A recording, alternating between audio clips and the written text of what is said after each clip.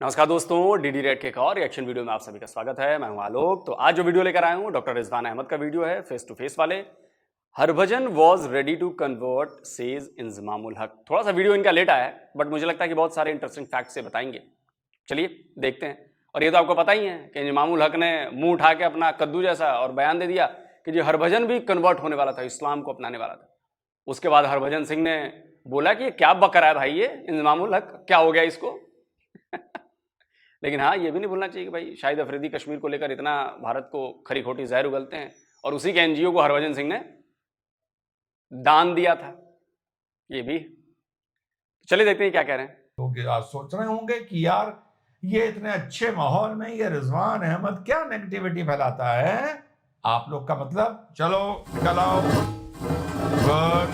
निकल आए करो कि साहब ये क्या बोल रहा है क्रिकेट जिहाद। नहीं भैया, मैं तुम्हें नहीं बोल रहा हूं, पर तुम्हारे इलू इलू तेरा मेरा रिश्ता क्या वालों को बोल रहा हूं। देखिए साथियों, पाकिस्तान से खेलने के लिए कुछ ऐसे प्लेटफॉर्म्स हैं, छोटे बड़े की डिटेल में ना जाइए, जिन्होंने हमेशा घोर विरोध किया है पाकिस्तान से खेलने या किसी भी प्रकार का रिश्ता रखने में। विरोध जाहिल आजम ने भी किया था कि भाई इंडिया पाकिस्तान से क्यों खेल रही है। वो उसने वतन परस्ती में नहीं किया था, ना ना ना ना, वो तो उसने सरकार को घेरने के लिए किया था। बात कभी कभी एक ही बोली जाती है, पर नियत और नजर का फर्क होता है, ठीक, वो साफ पता चलता है। तो बिल्कुल भी इनसे संबंध नहीं रखने चाहिए। पर चलो, मजबूरी है, पॉलिटिकल डिप्लोमेसी है, ट्रेड है, कुछ है, मैं इसकी डिटेल में जाना नहीं चाहता। मैं हमेशा कैसे कहता था कि ये आतंकवाद और इस सब के चलते जो हमारी बेटियों को, बहुओं को विधवा किया है, माताओं को, जो हमारे बेगुनाहों का कत्ल किया है, किसी का भी किया हो, हिंदू मुस्लिम सिख ईसाई किसी का भी किया हो, इसके चलते हमें पहचानना चाहिए कि ये हमारे दुश्मन है और उनके साथ नहीं खेलना चाहिए। स्टोरी यहां तक थी, पर आज मैं ही बोल रहा हूं क्रिकेट जिहाद। कुछ मैंने इनके वीडियोस देखे, जब हरभजन पर बात आई जो इनके इंजमामुल हक ने बोली, तो ऐसा नहीं है इंजमामुल हक की बात अकेला बोल रहा है। बात ये होती है कि वो स्पोक्स पर्सन मुंहफट आदमी है, जाहिल आदमी है, शक्ल बताती है जाहिल है, पहले भी जाहिल था, अब भी जाहिल है, बिना दाढ़ी के भी जाहिल लगता था, विद दाढ़ी भी जाहिल लगता है, नूर नाम की उसके शक्ल पर चीज नहीं है। तो जब उसने ये चीज बोली तो मैंने कहा कि नहीं, ये स्टोरी इतनी सिंपल नहीं है। क्या बोला पहले उसने, ये सुन लीजिए, और क्यों मैंने नाम रखा क्रिकेट जिहाद, और क्यों ये लोग एक आतंकवाद के अलावा भी एक समाज और देश के लिए खतरा है। भले इनका असर ना हुआ हो, लेकिन बात नियत की हो रही है, नियत की। पहले सुनिए इसने हरभजन के लिए क्या बोला, जिसपे हरभजन ने भी बड़ा कर्रा जवाब दिया है, कहा है ये सूखा नशा करता है। पहले सुनाता हूं मैं आपको इसको। मौलाना तारिक जमील साहब है ना, ये हर रोज़ हमारे पास आते थे। हमने एक कमरा बना रखा था जिसमें हम नमाज़ पढ़ा करते थे। तो मौलाना मगरिब की नमाज हमें पढ़ाते थे और मगरिब की नमाज के बाद थोड़ी देर हमारे से बात किया करते थे। मैं देख रहा था कि जी 1-2 दिन के बाद है ना, कुछ इंडिया से थे, वो इरफान पठान है, वो उस टाइम टीम में था, मोहम्मद कैफ और जहीर खान। ये तो वैसे इनको हम दावत देते हैं कि यार तुम हमारे साथ आके नमाज पढ़ लिया करो। 2-4 और प्लेयर भी हमारे साथ आ जाते थे इंडियन, वो नमाज नहीं पढ़ते थे, बैठ के देखते थे क्योंकि मौलाना की बात सुनते थे। तो मेरे से एक दिन कहा हरभजन ने, क्योंकि ये जो आदमी ना, मौलाना को कह रहा था, क्योंकि ये जो आदमी है ना, मेरा दिल करता है कि मैं इसकी बात मान लूँ। अब उसको नहीं पता था कि ये मौलाना है या कौन है, लेकिन कह रहा कि मेरा इस दिल करता है कि मैं इसकी बात मान लूँ। तो मैंने कहा कि यार मान ले, फिर क्या मुश्किल है। कह रहा तुम्हें देख के रुक जाता हूँ। मैंने कहा यार मुझे देख के क्यों रुक जाते हो। उसने कहा तुम्हारी जिंदगी उस तरह की नहीं है। सुना आप लोगों ने? Now that was the reason जो मैंने आज के वीडियो का नाम क्रिकेट जिहाद रखा। ये टेरर एंड ऑल इससे अलग हटकर है। टेरर एक टेंजिबल चीज है जो आंखों से नजर आती है। ये एक पैसिव टेररिज्म है, ये एक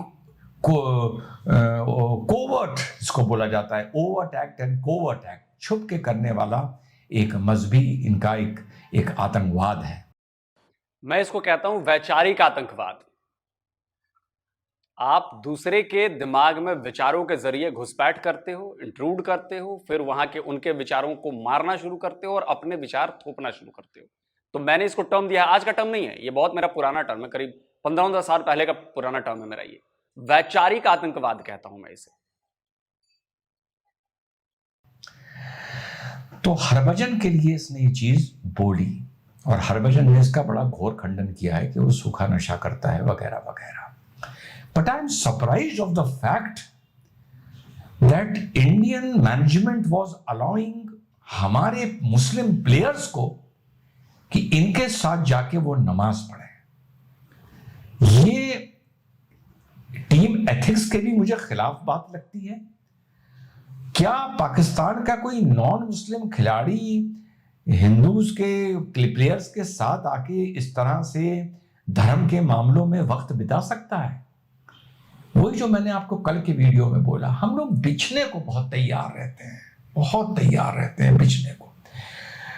पाकिस्तान की जब टीम आती है और वो जरा तारीफ कर दे कि इंडिया में हमें बिल्कुल अपना घर जैसा माहौल लगा, बड़ा प्यार लगा, हा हा हा हा हा, बिछ जाते हैं, फुटमैट बनने को तैयार हो जाते हैं हम लोग। यार मैं बड़ा इरिटेटेड फील करता हूं इससे। तो ये एक बड़ी डेंजरस बात एक सामने निकल के आई जब हरभजन के बारे में बोला गया। तो मैंने कहा यार ये इंडियन टीम दूसरों की कॉमन प्लेस पर नमाज के लिए उन्हें दावत दी जा रही है और मुस्लिम प्लेयर्स भी क्यों जा रहे हैं? दिस इज अ रॉन्ग रिवायत। अरे नमाज पढ़नी है तुम अकेले पढ़ो भाई, तुम तो सफर में हो। अरे जमात नहीं पढ़ सकते, अलग पढ़ो। और इस चीज को अलाउ किया गया।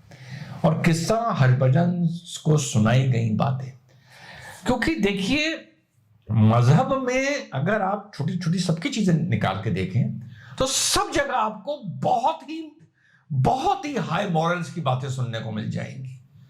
पड़ोसियों से मोहब्बत करो, अपनी अहलिया के साथ कैसे रहो, अपने बच्चों के साथ कैसे रहो, अपने माँ बाप के साथ कैसे रहो, ईमानदारी, फलाना धमाका। तो लेकिन कुछ लोग होते हैं इसी चीज को प्रोपोगेंडा की तरह करते हैं, एजेंडा की तरह करते हैं। कुछ लोग होते हैं जो इसको डिस्कस नहीं करते हैं। जैसे आप अपने पेरेंट्स से बड़ा प्यार करते होंगे, मैं अपने पेरेंट्स से बड़ा प्यार करता था, एक एग्जांपल दे रहा हूं आपको। पर आप जब सोशल लाइफ में हमसे मिलते हैं तो आप अपनी मोहब्बत का इजहार नहीं करते। किसके लिए? अपने पेरेंट्स के लिए। बड़ी आसान भाषा में समझा रहा हूं आप लोगों को। तो क्योंकि आप अपने पेरेंट्स की मोहब्बत का इजहार या पेरेंट्स को डिस्कस नहीं करते मेरे साथ, तो आपके पेरेंट्स मेरे अंदर एक क्यूरियोसिटी डेवलप नहीं करते, एक उत्तेजना डेवलप नहीं करते कि यार कौन है इसके पेरेंट्स, क्या है इसके पेरेंट्स। ठीक, तो मैं आपके पेरेंट्स में इंटरेस्ट नहीं लेता। मैं आपको स्ट्रेटजी समझा रहा हूं उस दिन जिस दिन फाइनल है। ठीक, तो ये वीडियो भी क्रिकेट से जुड़ा हुआ है। अब आप दूसरे सीन पर आ जाइए। मैं आपसे अपने पेरेंट्स के बारे में, देखो मेरे अब्बू पापा ऐसे थे, देखो मेरी मम्मी ऐसी थी, देखो मेरे पापा यंग जब तक ऐसे थे, देखो मेरी मम्मी ऐसी थी, देखो मेरे पापा मम्मी की शादी की फोटो, देखो मेरे पापा मम्मी की बुढ़ापे की फोटो, मेरे पापा ऐसे थे, मेरे पापा वैसे थे, मेरे पापा वो थे, मेरे पापा फरिश्ते थे, मेरे पापा मेरे पापा मेरे पापा मेरे पापा। स्ट्रेटजी बता रहा हूं। तो आपके अंदर मेरे पापा के लिए क्यूरियोसिटी डेवलप हो जाएगी और आप कहोगे यार बहुत सुना है आपके मुंह से, एक दिन आपके घर आऊंगा, चाय पीऊंगा, आपके वालिद और वालदा से, आपके पापा मम्मी से मिलना चाह रहा हूं कि बड़ी आपके मुंह से तारीफें सुनी है। This is the strategy. कितना मैंने आप लोगों को सिंप्लीफाई करके समझा दिया। फिर ये कहते हैं कि आदमी कन्वर्ट हो गया। ठीक, तो ये 24/7 उसी में लगे रहते हैं। पापा मम्मी वाले एग्जाम्पल से मैंने आप लोग को समझा दिया। तो मीठी मीठी बातें करी और हरभजन के लिए इसने कहा कि वो तो भाई बिल्कुल कन्वर्ट होने जा रहा था। तो जब थोड़ा सा हमने इसको रिमाइंड किया तो कुछ और चीजें निकल के आती हैं। सुनिए।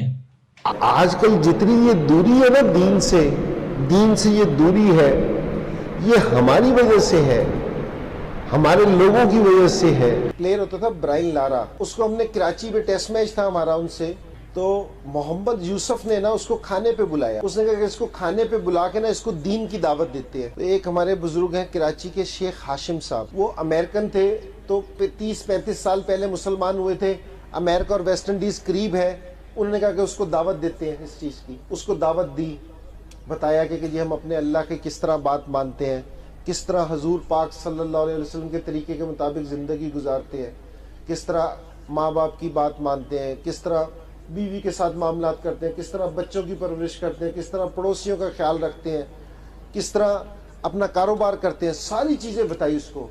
तो ब्रायन लारा ये सुन के खामोश हो गया थोड़ी देर के लिए, और उसके बाद कहते हैं कि हाँ इसी तरह ही रहना चाहिए। सुना आप लोगों ने? अब यहां ब्रायन लारा, मोहम्मद यूसुफ, कोई ऐसे आदमी को उन्होंने दीन की दावत देने के लिए बुलाया जो खुद कन्वर्ट था।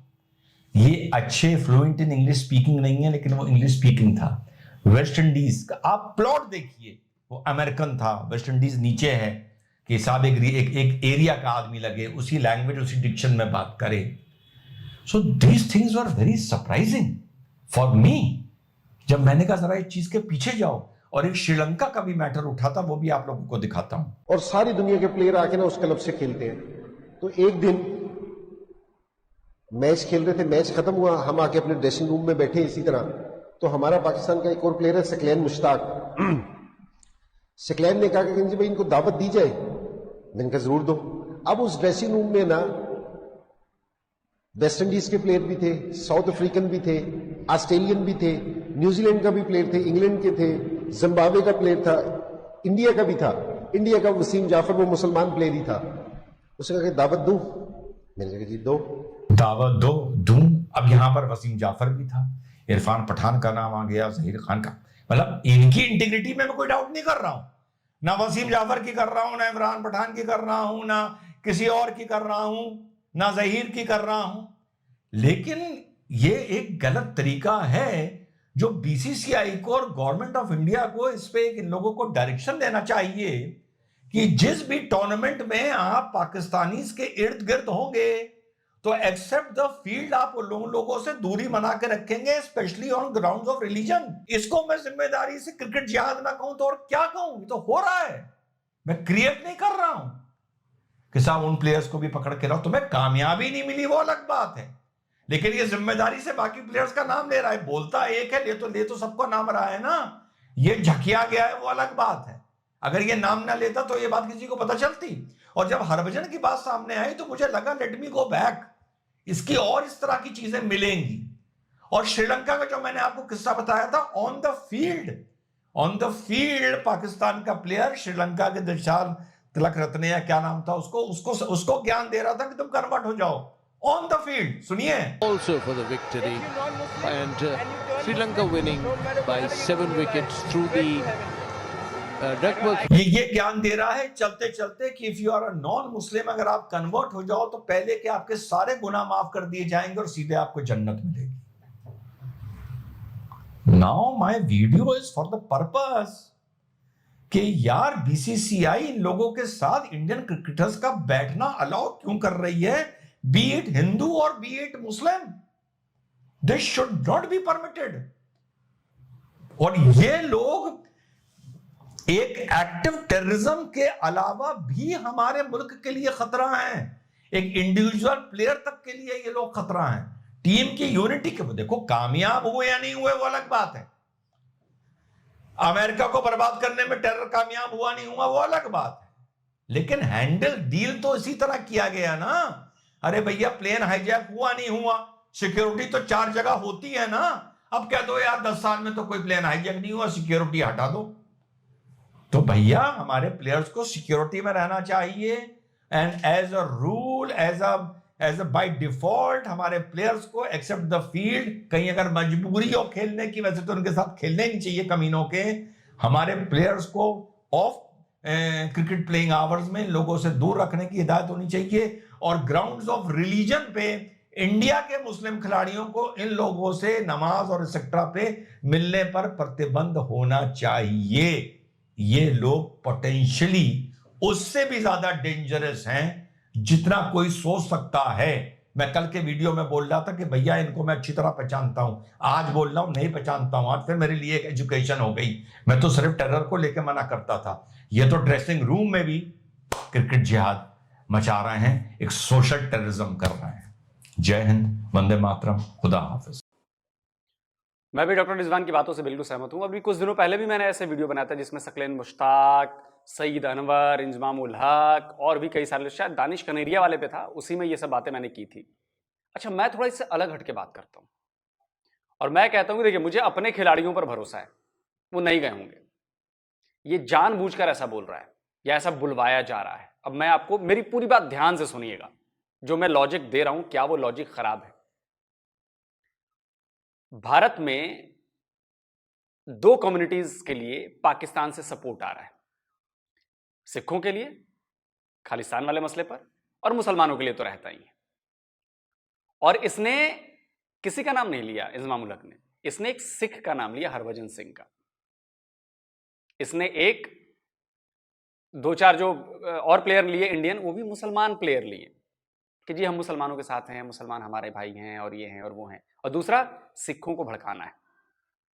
अब देखिए क्या होगा, जो भी बात ये सुनेगा तो हरभजन पर, मैं कहता हूं सारे लोग नहीं, लेकिन कुछ लोग तो हरभजन पर गुस्सा होंगे कि जरूर गया होगा ये, जरूर गया होगा ये, और मैं शर्तिया गारंटी कहता हूं वो नहीं गया होगा। और जिस तरह से हरभजन सिंह ने जवाब दिया है ना, वो काबिल तारीफ है। वो तो मैं ट्वीट आपको वो दिखा देता हूं, वो ट्वीट लगा देता हूं, हरभजन सिंह ने जो जवाब दिया, बोले किस तरह का नशा कर रहा है ये, पागल हो गया ये आदमी, इस तरह की बातें की उसने, मतलब मंशा उसकी वही थी, हरभजन ने जो लिखा। तो अब देखिए कि जानबूझकर इन्होंने रिफ्ट पैदा कर दिया।